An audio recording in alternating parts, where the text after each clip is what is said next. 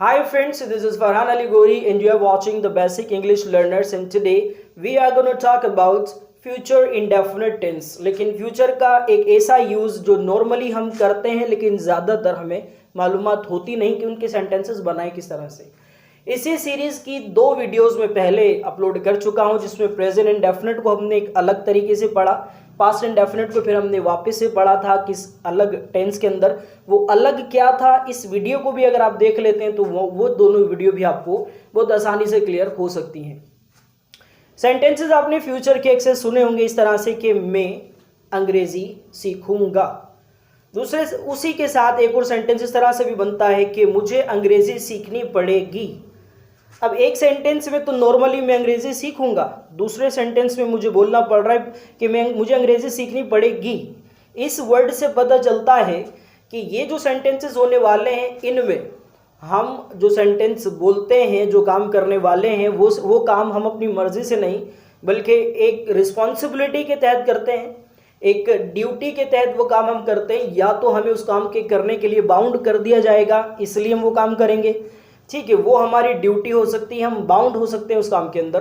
तो लास्ट में उर्दू के सेंटेंसेस में आपको इस तरह के वर्ड नज़र आएंगे जिसमें लिखा होगा पढ़ेगा, पढ़ेगी और पढ़ेंगे।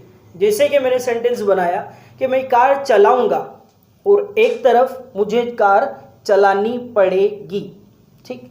मैं घर साफ करूंगा और मुझे घर साफ करना पड़ेगा। दोनों ही सेंटेंस के अंदर एक बड़ा डिफरेंस है। और बड़ा डिफरेंस क्या है कि एक तरफ तो मैं अपनी मर्जी से काम कर रहा हूं, करूंगा, और दूसरी सेंटेंस के अंदर मेरी मर्जी शामिल नहीं है लेकिन मजबूरन मुझे वो काम करना पड़ेगा। तो ये सेंटेंस के फॉर्मूले किस तरह से बनते हैं वो हम देखेंगे। सबसे पहले कि सेंटेंस के फॉर्मूले बनाते वक्त हमें प्रेजेंट इंडेफिनिट को किस तरह से इस्तेमाल करना होता है। तो प्रेजेंट इंडेफिनिट में जैसे सबसे पहले और इंडेफिनिट में सबसे पहले आप सब्जेक्ट लिखते हैं और उसके बाद आप लिखते हैं विल। तो यहाँ पर आपको हैव टू बढ़ा देना होता है, फिर आप लिखते हैं वर्ब और ऑब्जेक्ट। तो ये बेसिकली 2 वर्ड हैं जो कि करूँगा को करना पड़ेगा में ले जाते हैं। नेगेटिव लिखते वक्त आप सबसे पहले तो सब्जेक्ट लिखते हैं, फिर आपने विल लगाना होता है और फिर लगाना होता है नॉट, क्योंकि विल के बाद ही फ्यूचर इंडेफिनिट में हम हमेशा नॉट लगाते हैं। उसके बाद आपको हैव और टू का इस्तेमाल करना है। नॉर्मली जैसे वर्ब हम इस्तेमाल करते हैं उसी तरह से आप वर्ब इस्तेमाल करने के बाद लिखेंगे ऑब्जेक्ट। इंटेरोगेटिव सेंटेंस जब होता है तो हम विल को बिगिनिंग में लिखते हैं, उसके बाद लिखते हैं सब्जेक्ट और उसके बाद आपको लिखना होता है यहाँ पर हैव टू।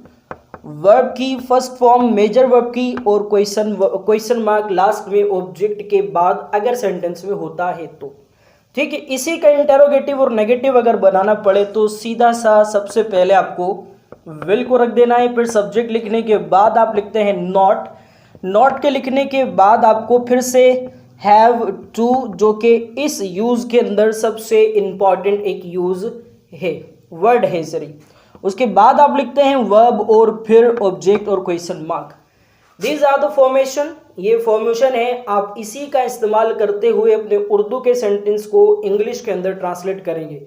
याद रखें उर्दू के सेंटेंसेस में इस यूज में ये वर्ड का सामना आपको करना पड़ेगा। जैसे ये वर्ड आपके सामने आते हैं समझ लें कि ये जो है फ्यूचर हैव टू का इस्तेमाल करना है। तो किस तरह से उर्दू के सेंटेंस होंगे मैं लिखकर आपको बताता हूँ, फिर उसके बाद हम उसको ट्रांसलेट करेंगे इंग्लिश के अंदर कि वही सेंटेंस इस फॉर्मेशन का इस्तेमाल करते हुए इंग्लिश के अंदर किस तरह से इस्तेमाल किए जाते हैं। So let's move towards the sentence. Okay friends, here are written some sentences of Urdu on your screen now and we are going to transfer them from Urdu to English.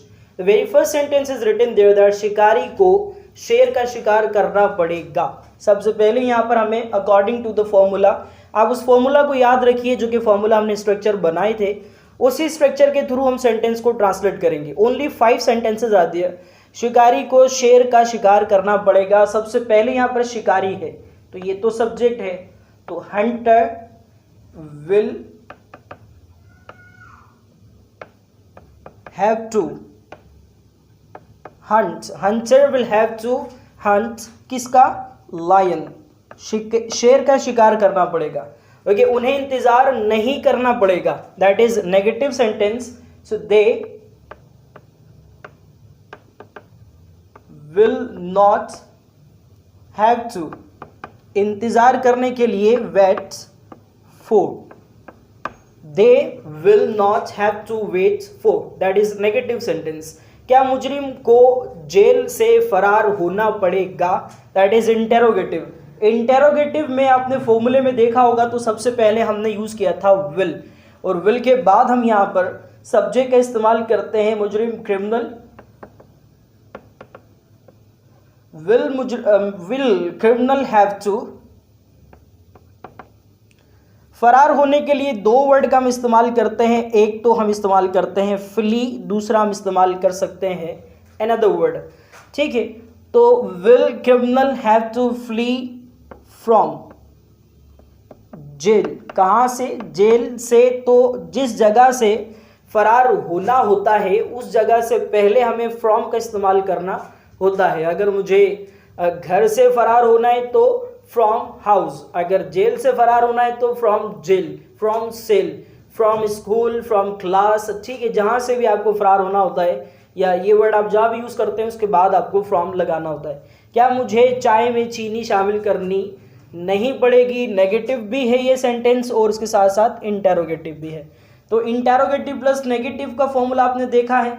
Will के बाद आपने लगाना होता है यहाँ पर subject, will I not, और इसके बाद आप लगाते हैं have to, will I not have to. अब शामिल करने के लिए क्या मिक्स, क्या मिक्स करनी है? Sugar. Will I not have to mix sugar किस में? चीनी, चाय में, सॉरी, इन टी.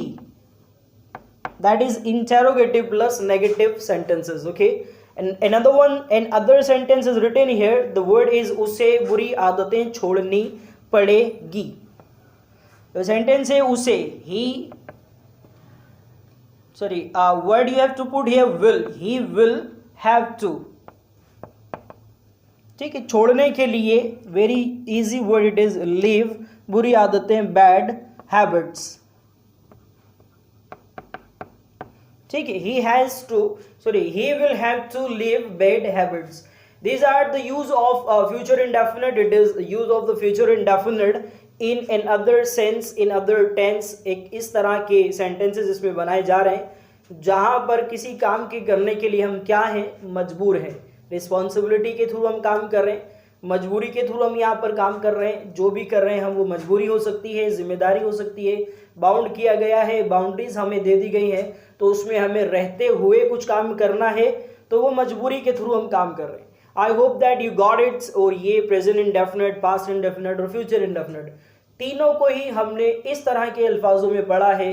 ये शेर को शिकार करना पड़ेगा या शिकारी को शेर का शिकार करना पड़ेगा, करना पड़ेगा, करना पड़ता है और करना पड़ता था. इस तरह के जो यूज है वो प्रेजेंट डेफिनेट में इसी तरह से इस्तेमाल होते हैं. तो आप तमाम वीडियोस देखें और stay with us till the next video.